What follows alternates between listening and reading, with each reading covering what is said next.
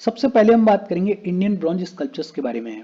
और ये हमें ऑलरेडी पता है, इंडिया के अंदर ब्रॉन्ज स्कल्पचर्स एंशियंट टाइम से ही देखने को मिलते हैं।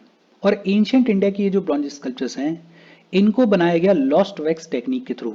फॉर एग्जाम्पल, डांसिंग गर्ल को डिस्कवर किया गया है और डांसिंग गर्ल को मोहनजोदाड़ो से डिस्कवर किया गया है, इसके बारे में ऑलरेडी हमें पता है। ब्रॉन्ज चैरियट को डिस्कवर किया गया है और ये जो ब्रॉन्ज चैरियट को डिस्कवर किया गया है, इसको डिस्कवर किया गया है दाइमाबाद से। इसके अलावा अकोटा के अंदर ब्रॉन्ज के कई सारे स्कल्पचर्स और ब्रॉन्ज के कई सारे आर्टिफैक्ट्स को एक्सकेवेट किया गया है। और ये क्या दिखाता है? ये दिखाता है कि 6th सेंचुरी से लेकर 9th सेंचुरी के बीच में गुजरात और वेस्टर्न इंडिया में ब्रॉन्ज की कास्टिंग का खूब सारा कामकाज हो रहा था। बहुत सिंपल तौर पे अगर बात करें तो एंशियंट टाइम पीरियड से ही हमारे कंट्री में ब्रॉन्ज के स्कल्पचर्स देखने को मिलते हैं। इनफैक्ट हमारे कंट्री में जैन ब्रॉन्ज स्कल्पचर्स को भी डिस्कवर किया गया है। और ये जो जैन ब्रॉन्ज स्कल्पचर्स हैं, इनको कहां से डिस्कवर किया गया है? इनको डिस्कवर किया गया है चौसा बिहार से, हांसी हरियाणा से, तमिलनाडु से। फॉर एग्जाम्पल, बुद्धा की इमेजेस डिस्कवर की गई हैं और बुद्धा की ये जो इमेजेस हैं, ये अभय मुद्रा में हैं और इनको डिस्कवर किया गया यूपी और बिहार से।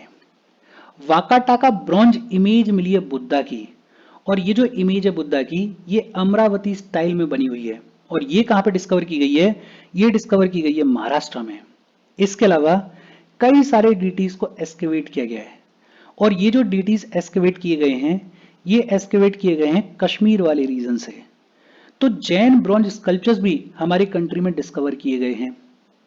इसके अलावा विष्णु की इमेजेस को भी डिस्कवर किया गया है। फॉर एग्जाम्पल, 4 हेडेड विष्णु मिले हैं।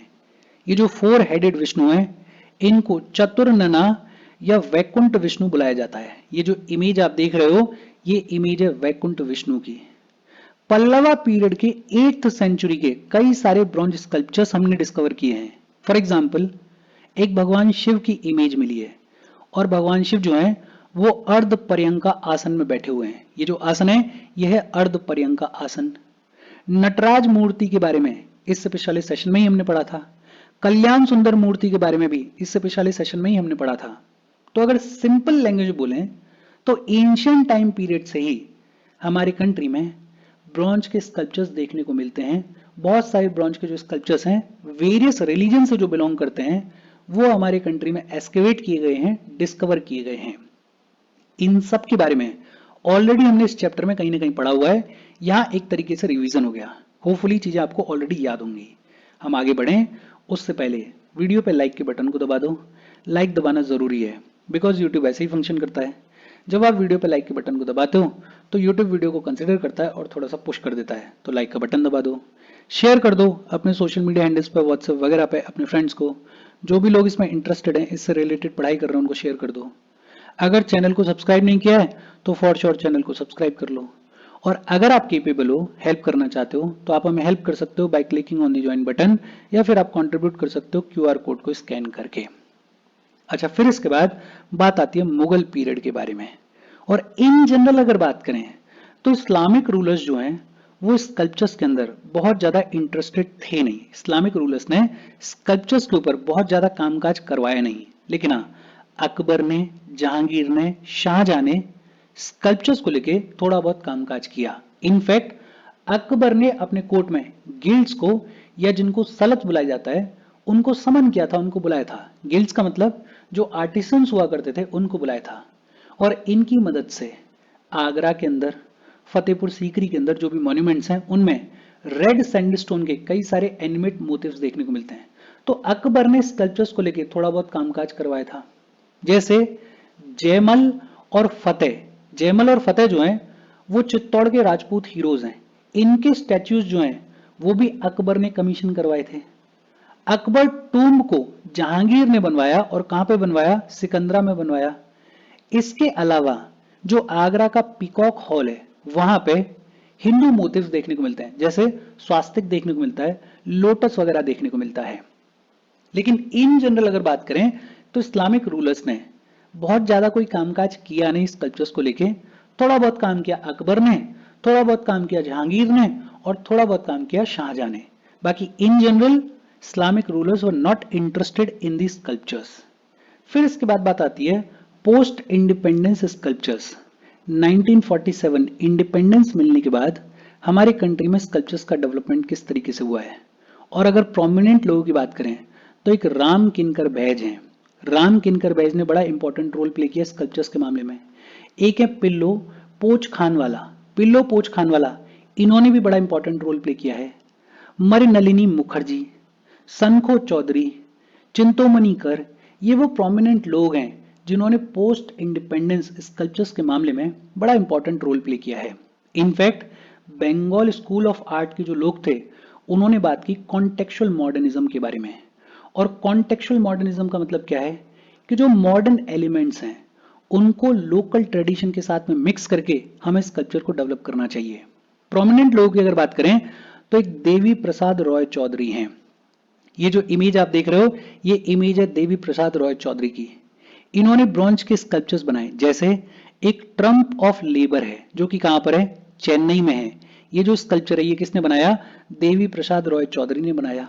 मार्टियस मेमोरियल है, मार्टियस मेमोरियल कहां पर है, पटना में है। इसको भी किसने बनाया, देवी प्रसाद रॉय चौधरी ने बनाया। इसके अलावा राम किनकर बैज हैं। ये जो इमेज आप देख रहे हो ये इमेज है राम किनकर बैज की। और ये कॉन्टेक्चुअल मॉडर्निज्म के बड़े ही प्रोमिनेंट, बड़े ही इंपॉर्टेंट प्रोपोनेंट रहे हैं। और ये एसोसिएटेड थे with Shanti Niketan school of art. इन्होंने सांथाल फैमिली का एक स्कल्पचर बनाया है।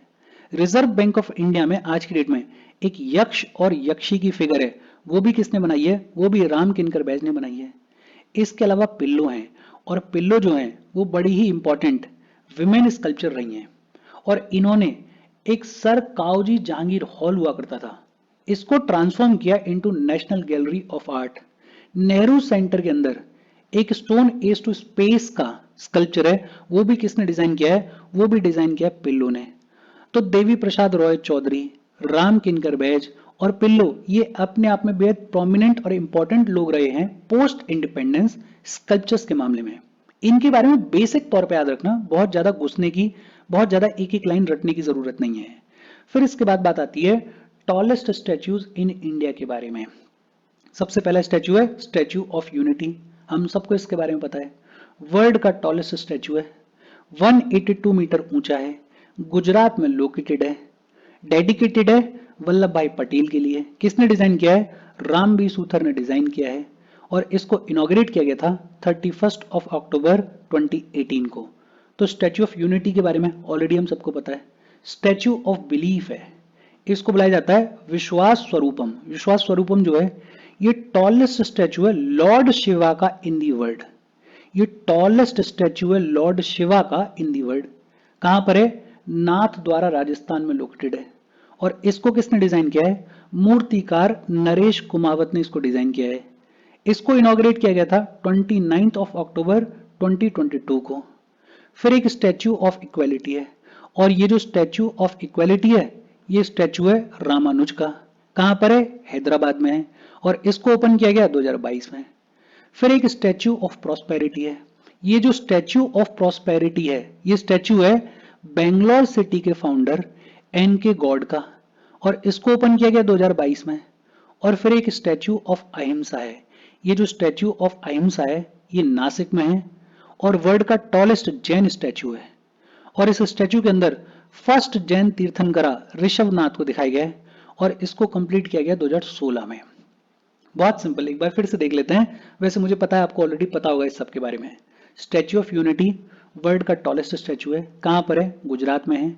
किसके लिए डेडिकेटेड है, वल्लभ भाई पटेल के लिए डेडिकेटेड है। किसने डिजाइन किया, राम बी सूतर ने डिजाइन किया। स्टैच्यू ऑफ बिलीफ की अगर बात करें तो वर्ल्ड का टॉलेस्ट स्टैच्यू है ऑफ लॉर्ड शिवा, कहां पर है, नाथ द्वारा राजस्थान में है। किसने डिजाइन किया है, नरेश कुमावत ने डिजाइन किया है।